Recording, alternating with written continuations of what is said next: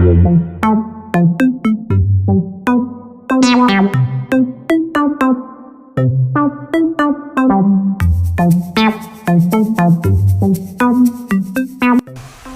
araw sa ating lahat! Ngayong buwan, ipinagdiriwang ang 2024 Sight Saving Month Celebration. At sa buwang ito, ating tatalakayin sa Plaridel OKD page ang kahalagahan at tamang pangangalaga ng ating mga mata. Ako ay merong 2 mata. Nakakakita ko gamit ang aking mga mata. Nakikita ko ang iba't ibang kulay at iba't ibang hugis gamit ang aking mga mata. Kayo ba? Kaya nyo ring makita kung ano ang hugis at kulay ng iyong mga nakikita? Sige, ngayon, ating subukan kung tama ba ang nakikitang kulay at hugis ng inyong mga mata. Anong kulay ang lalabas na larawan sa ating screen? Ano ang kulay na una nyong nakita? Pula, tama. Asul,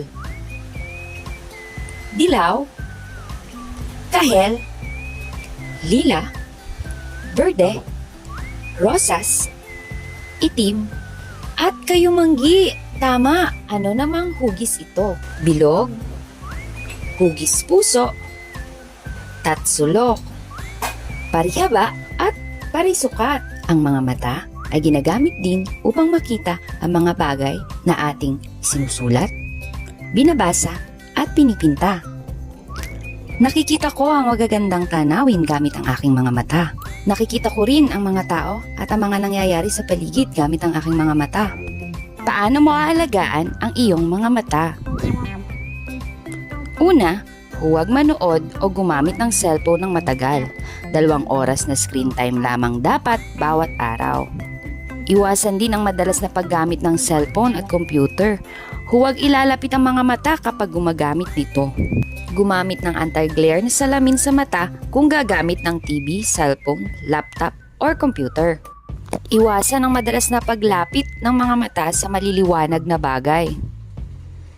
Magbasa sa isang maliwanag na lugar at iwasan ang pagbabasa sa dilim.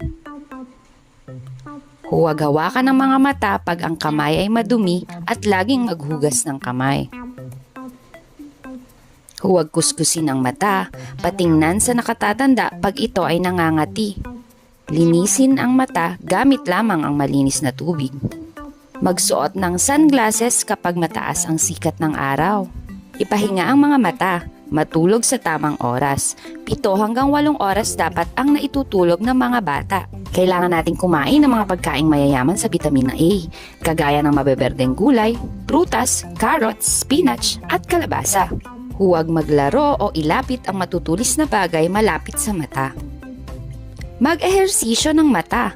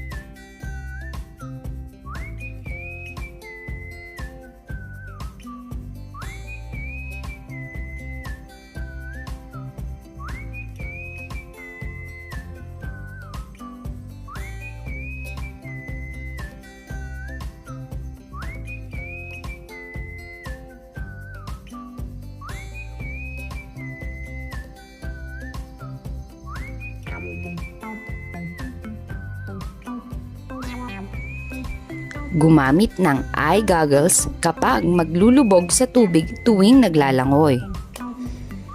Huwag maggamutan ng mag-isa, magpakonsulta sa mga eksperto.